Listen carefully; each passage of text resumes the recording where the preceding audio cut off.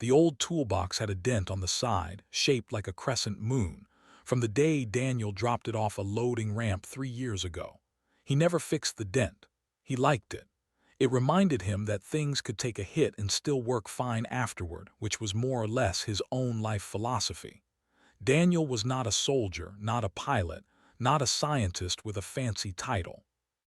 He was a repair technician on Outpost Halden, a small refueling and maintenance station tucked at the edge of map space, where ships stopped to patch their hulls before jumping into the dark, unknown regions beyond. Most days were quiet. Today started that way too. He woke up, made a cup of weak instant coffee because the good beans had run out 2 weeks ago, and walked the long metal corridor to the maintenance bay where his tools waited for him like old friends. The outpost was mostly empty at this hour. A few night shift workers nodded at him as they passed, too tired to talk. Daniel liked mornings like this. No noise, no rush, just him and his work. His job that day was simple: check the cargo drones before the supply ship arrived. He had done this task 100 times. Open the toolbox, grab the scanner, run diagnostics, close everything up, move to the next drone. Routine. Boring, even.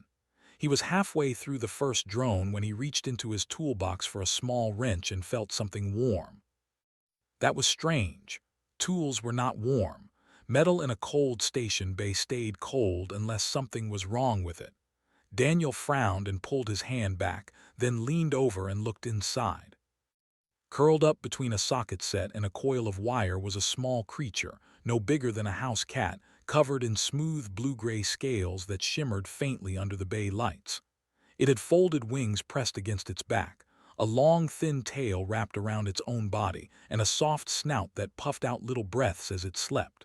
It looked, without question, like a baby dragon. Not a machine, not a toy, something alive. Daniel stood very still. He had seen strange things before working on the edge of known space: damaged alien tech, unfamiliar cargo, once even a crate full of glowing fungus that hummed old songs when touched. But he had never seen anything like this. He crouched down slowly, careful not to make a sound, and studied the little creature. Its chest rose and fell with each breath. A faint light pulsed under the scales near its throat, like a tiny heartbeat made visible. He knew what he was supposed to do. Outpost protocol was clear. Any unidentified organism found on station property had to be reported immediately to security, contained, and handed over for study. That was the rule. Daniel had followed rules his whole working life. He fixed drones because drones followed rules too, predictable ones, ones that made sense. But something about reaching for his comm unit to call it in felt wrong, like waking a sleeping child just to hand her over to strangers. He decided to wait, just for a few minutes, just to see what she would do when she woke up.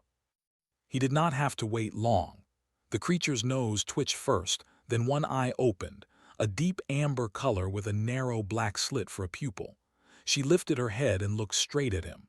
Daniel held his breath, half expecting her to screech and bolt, or worse, to bite him. Instead, she blinked slowly, made a small chirping sound low in her throat, almost like a question. And then, to his surprise, she stretched her tiny wings and settled back down among his tools like she had simply chosen this spot to nest and had no plans of moving.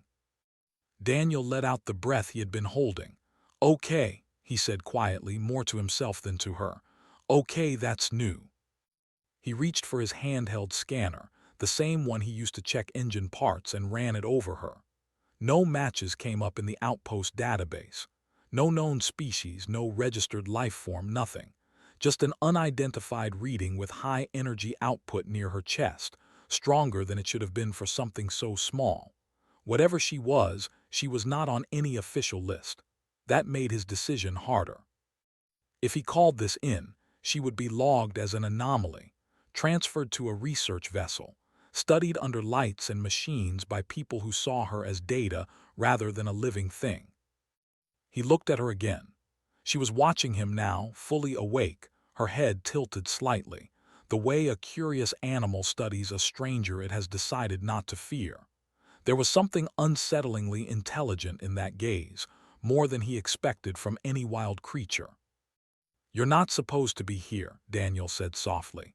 She chirped again, shorter this time, almost like agreement, and shifted closer to his hand resting near the toolbox edge. He didn't pull away. Her scales were warm, warmer than skin should be, and smooth like polished stone. Daniel sat back on his heels and stared at the little dragon curled among his wrenches and bolts. Somewhere down the corridor, a calm chime rang out, calling workers to their morning briefing. He should go. He should report this. He should do a dozen things that made sense.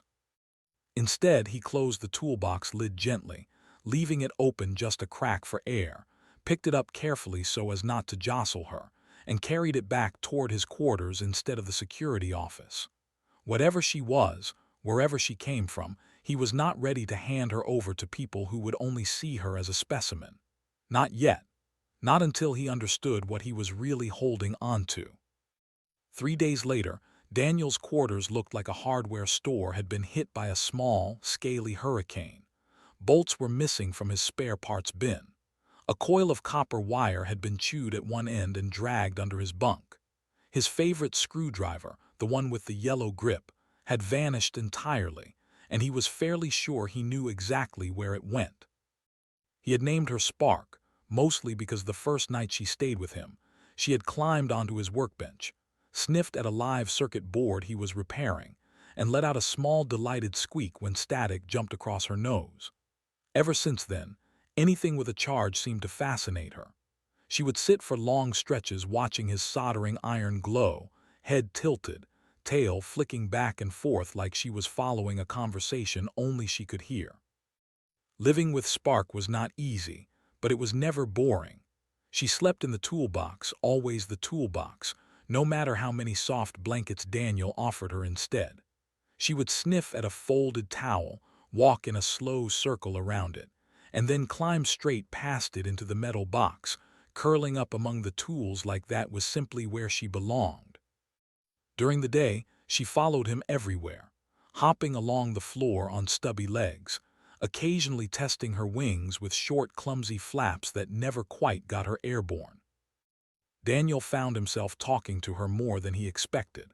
He told her about his day, about broken drones and grumpy supply captains, and she would chirp back at odd moments, almost like she understood the shape of his sentences even if she couldn't understand the words. It was strange how quickly the quiet of his life had filled up with her presence. He hadn't realized how used to silence he had become until it wasn't there anymore. But he had not forgotten the questions that came with her. Where had she come from? Why had she chosen his toolbox of all places on the entire station?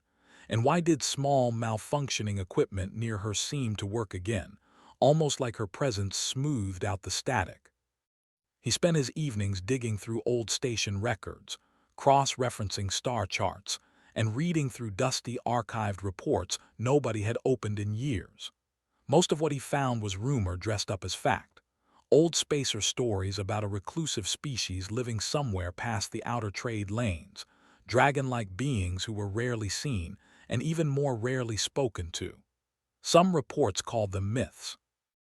A few older logs, written by cargo pilots who had strayed too far off course, described strange lights and shapes in the dark that vanished before any scan could confirm them. No hard evidence, no coordinates, just enough to suggest that somewhere out there, a species like Spark might actually exist, hidden and careful for reasons nobody fully understood. Spark, for her part, seemed unaware of the mystery she represented. She grew a little each day, her scales deepening in color, the light near her throat pulsing steadier and brighter. She had discovered that she liked perching on Daniel's shoulder while he worked, her tail wrapped loosely around his neck for balance, watching his hands move with intense focused interest, like she was trying to learn the same skills he had. It was on the 5th day that trouble found them.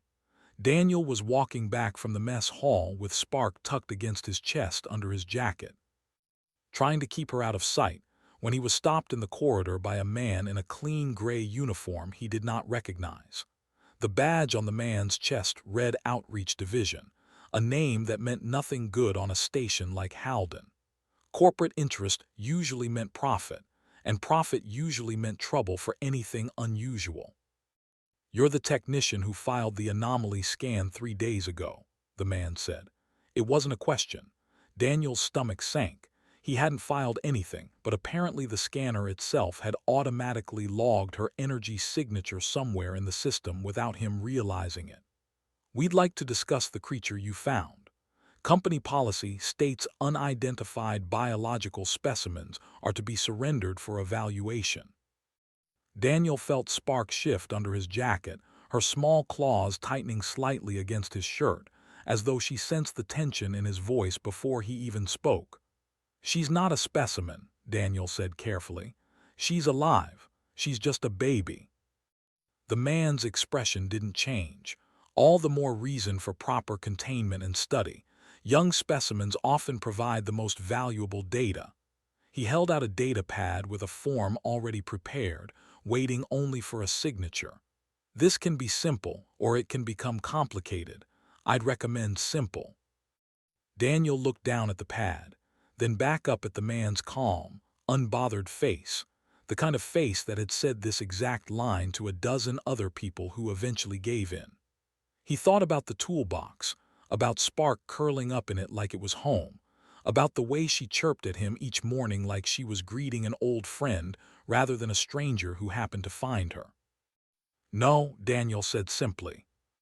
The man's eyebrows rose slightly, clearly not used to that answer. "I don't think you understand the situation." "I think I understand it fine," Daniel replied, stepping back and holding Spark a little closer. "She's not going anywhere. Not with you, not with anyone, until I know exactly what's happening to her." He turned and walked away before the man could respond, his heart pounding, fully aware that he had just made himself a problem for people who did not like problems.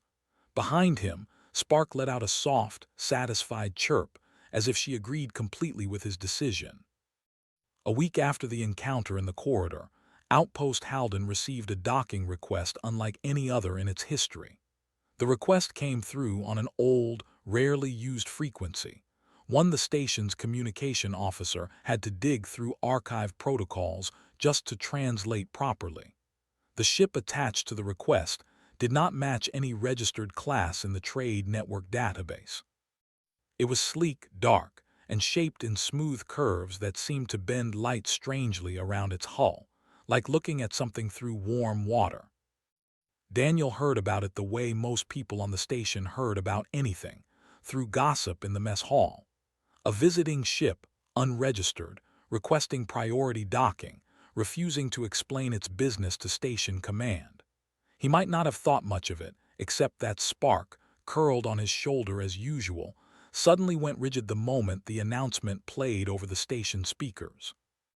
Her head snapped up, her tail stopped mid-swing, and a low sound rumbled in her chest that he had never heard from her before, somewhere between a growl and a cry. "Hey," Daniel said softly, lifting a hand to steady her. "What is it?" She didn't answer, of course, she couldn't, but her amber eyes were fixed on the direction of the docking bay, and her small body trembled with something that looked a lot like excitement mixed with fear.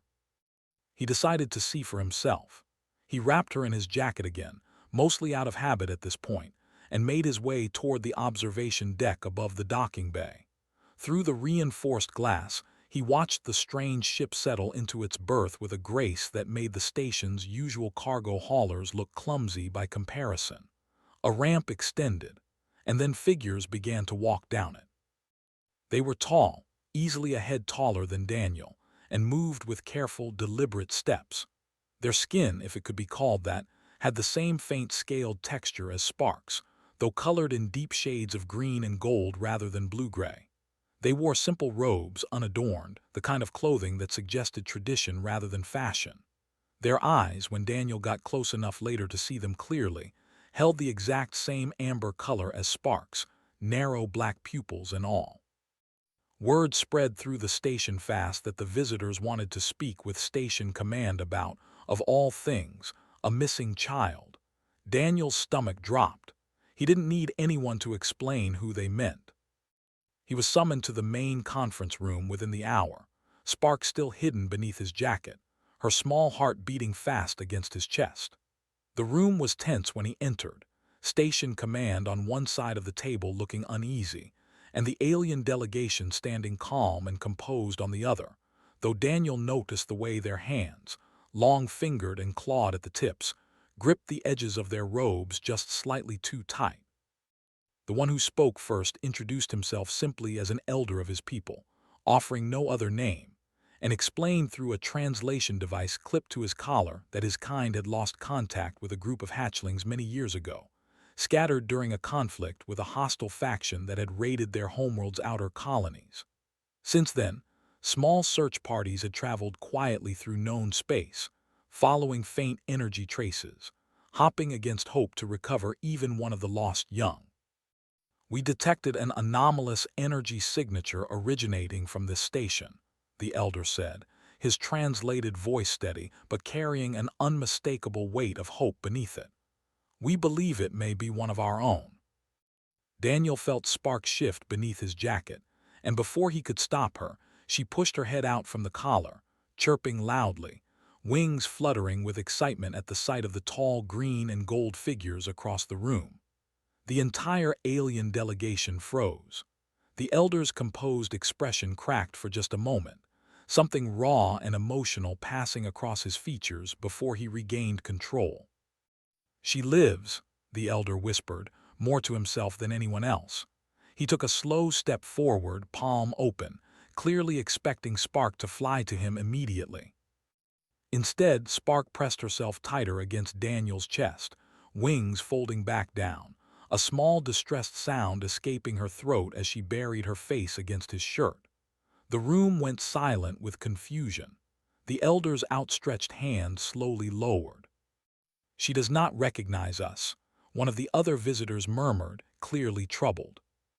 "She recognizes you," Daniel said carefully, still holding her close, feeling her tremble against him. "I think she's just scared. She's been with me for over a week now. I'm the only thing familiar to her right now." The elder studied Daniel for a long, uncomfortable moment, his amber eyes sharp and assessing. "You are the one who found her." "Yes." "And you did not report her to your authorities for study."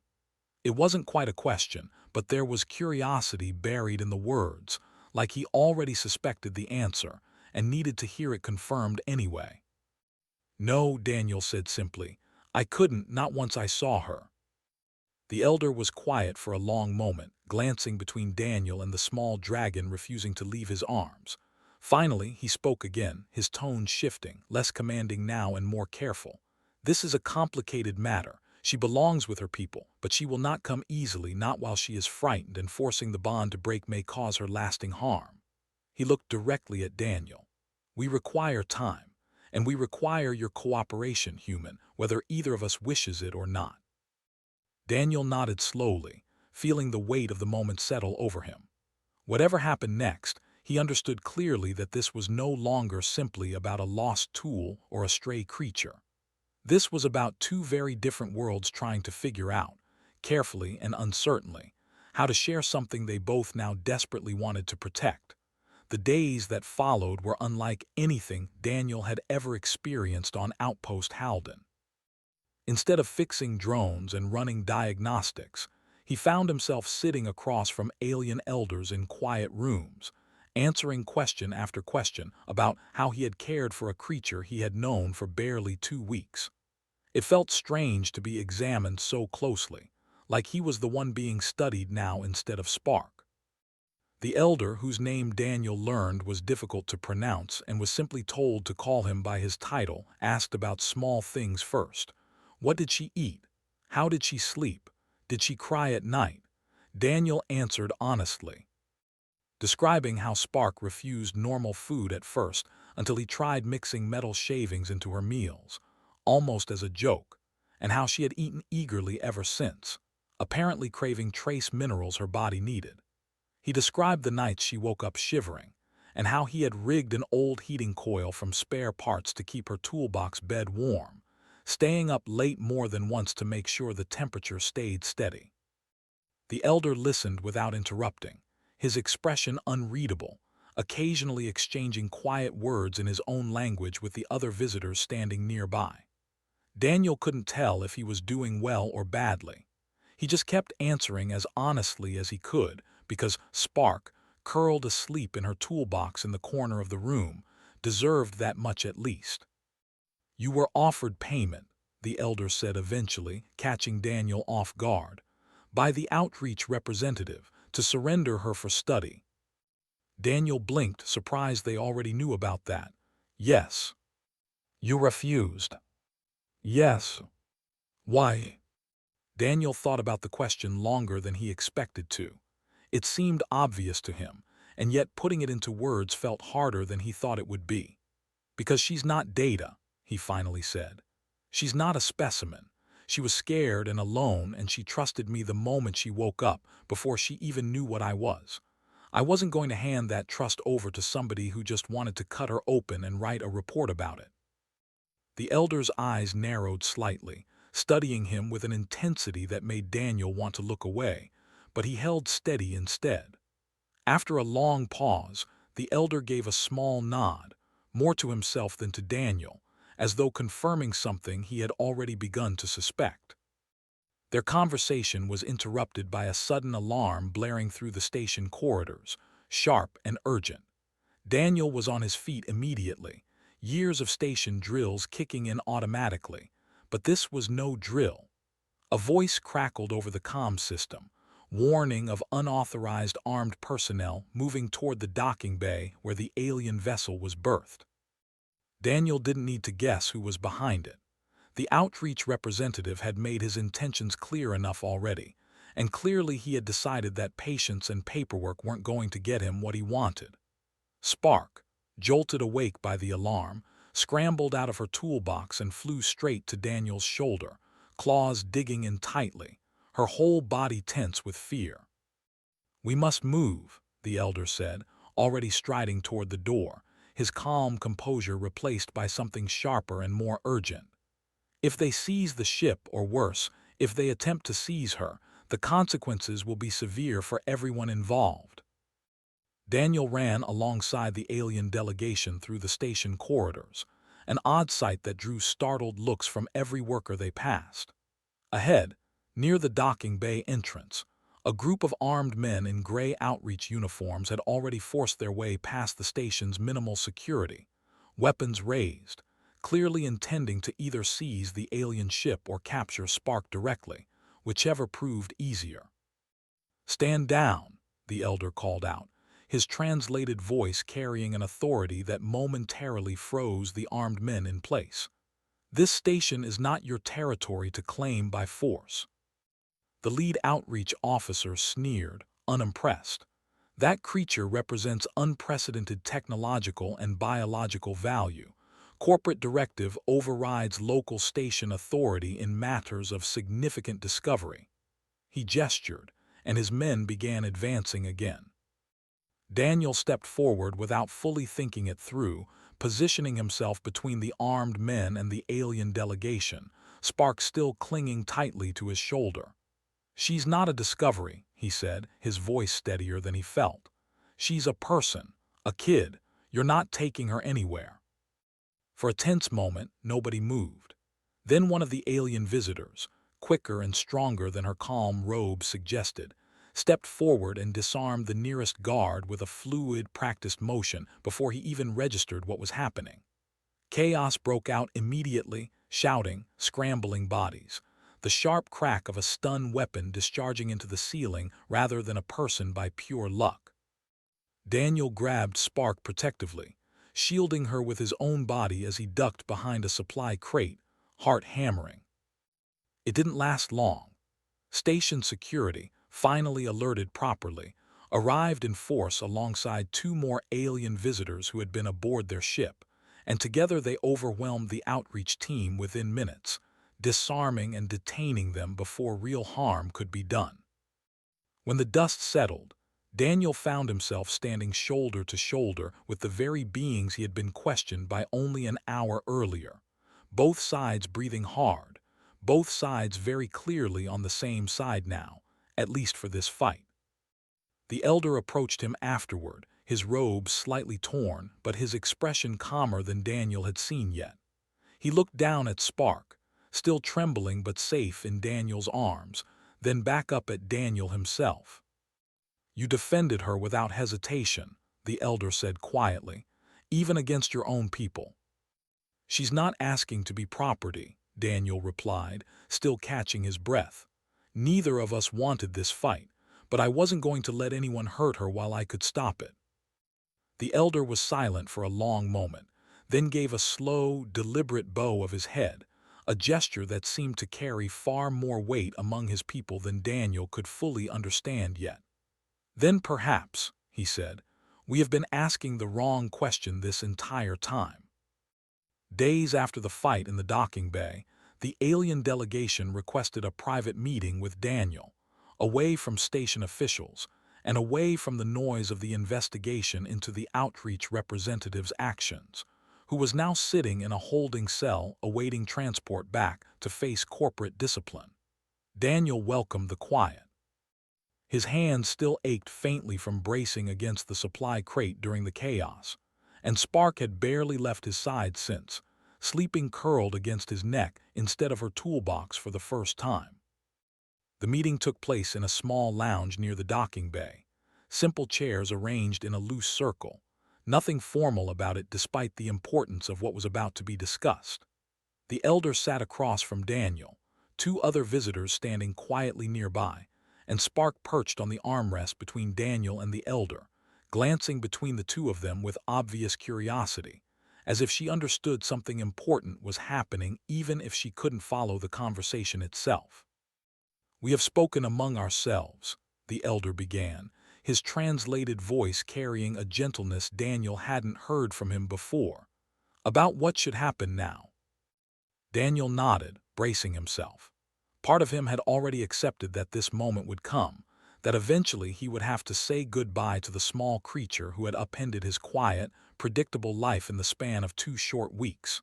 He had told himself repeatedly that it was the right thing, that she belonged with her own kind, people who could teach her things he never could, people who understood what she was in ways he never would.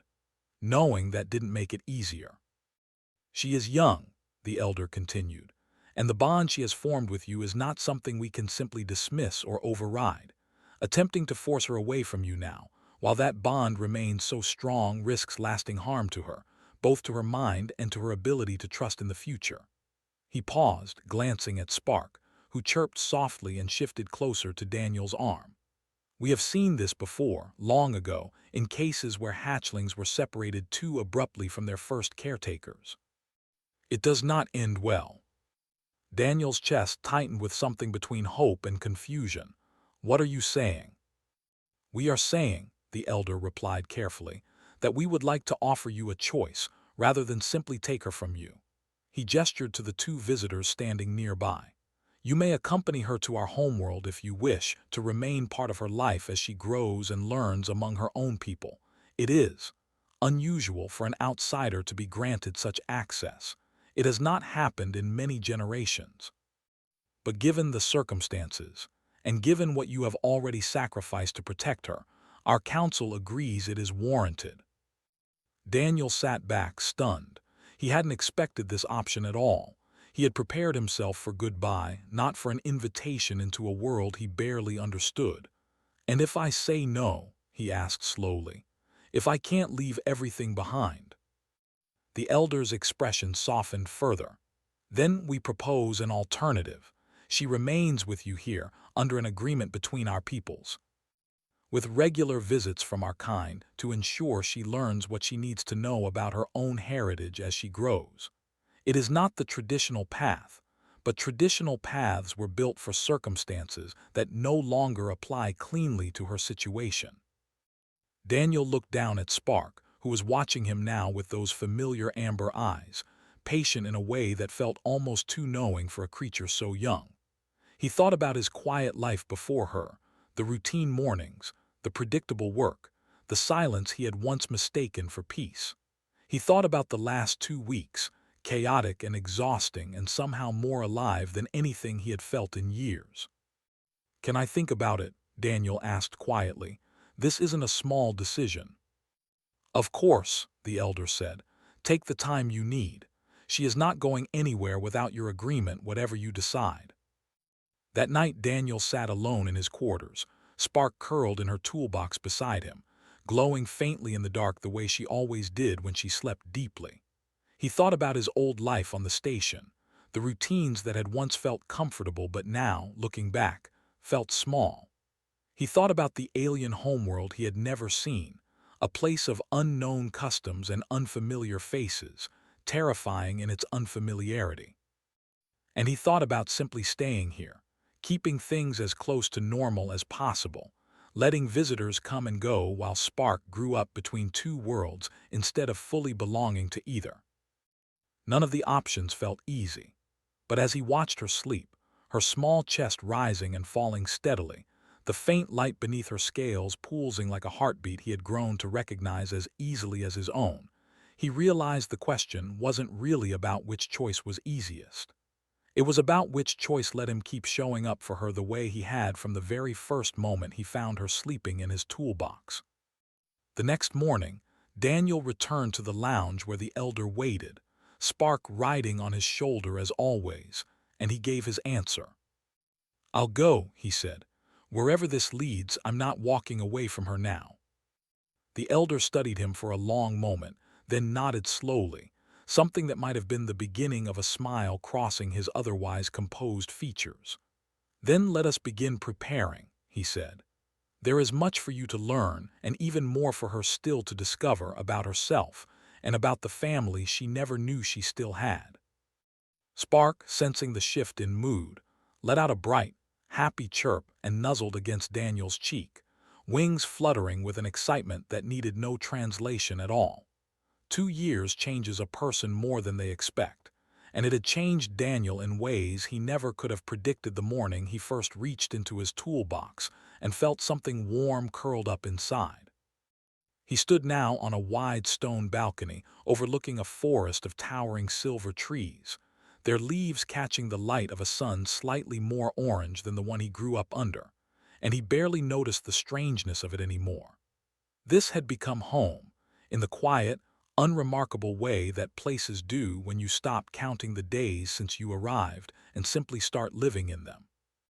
Below the balcony, in a wide open training field, Spark soared through the air in long, confident loops, her wings fully grown now, strong and wide, catching the wind with an ease that still amazed him every time he watched her fly. She was no longer the small creature who fit in a toolbox. She stood taller than Daniel now, her scales a deep, rich blue that shimmered gold at the edges when she moved through sunlight, and the soft chirps of her hatchling days had grown into a fuller, more resonant voice, though she still made that same small, excited sound whenever she saw him waiting. She landed heavily on the balcony beside him, folding her wings with practiced grace, and lowered her head so he could rest a hand against her snout, an old habit neither of them had ever outgrown. "Good flying today," Daniel said, and she made a low, pleased rumble in response, nudging gently against his shoulder the way she used to when she was small enough to perch there. Life among her people had not been simple to learn. Daniel had spent months adjusting to customs that made little sense to him at first, learning enough of their language to get by, earning trust slowly among elders who remained cautious of outsiders even after everything that had happened back on Outpost Halden. But patience, it turned out, was something he had plenty of, the same patience that had once let him spend hours coaxing stubborn machinery back to life. People, he found, weren't so different from broken equipment sometimes. They just needed someone willing to keep showing up, testing gently, fixing what could be fixed, and accepting what couldn't be rushed. He had become something of a bridge between the two worlds, not through any grand plan, but simply because he was there, consistently, honestly, without hidden motives. Human trade envoys who visited now, cautious and unsure how to approach a species that had hidden from wider contact for generations, often found themselves directed to Daniel first, the quiet technician who somehow understood both sides well enough to translate more than just words. He never asked for that role. It found him anyway, the same way Spark had. The old dented toolbox still sat in the corner of his quarters, battered and well used, though it hadn't held tools in a long while. Spark, despite being far too large to fit inside it now, still nudged it affectionately whenever she passed, and once, during a particularly cold night early in their first winter here, Daniel had woken to find her curled protectively around it in her sleep, as if some old instinct refused to let it go completely. "You've grown a lot," Daniel said quietly, watching the sun begin its slow descent behind the silver trees, painting the sky in shades of deep orange and violet. "I still remember when you couldn't even get off the ground." Spark huffed, a sound that had become her version of amused disagreement, and gave him a light, playful nudge that nearly knocked him off balance. He laughed, catching himself against the balcony railing, and for a moment the easy, familiar warmth of the moment reminded him just how far they had both come from that quiet morning on Outpost Halden. There were still challenges ahead, he knew. Trust between two species that had barely spoken for generations wasn't built overnight, and there would always be people on both sides, human and otherwise, who saw opportunity for exploitation rather than genuine connection. But standing here now, with Spark beside him, strong and confident, and entirely her own person despite everything she had been through, Daniel felt a quiet certainty that hadn't been there in his old, simple, predictable life back on the station. He hadn't set out to change anything. He had just refused to hand over something warm and small and frightened to people who only saw value in what she could provide. That single choice, small as it felt at the time, had rippled outward into something far bigger than he ever expected, a friendship between species, a bridge built not out of policy or profit but out of simple, stubborn kindness. Spark turned her head toward him, amber eyes catching the last light of the setting sun, and made a soft, questioning chirp, the same one she used to make as a hatchling whenever she wanted his attention. Daniel smiled and rested his hand against her scales once more. "Yeah," he said, answering a question that needed no translation. "I'm still here." Below them, the forest settled into evening quiet, and above them, the first stars began to appear, distant points of light connecting one world to another, much like the strange, unplanned bond between a lonely repair technician and the tiny dragon who once refused to leave his toolbox, and in doing so, gave him a life far bigger than he ever imagined for himself.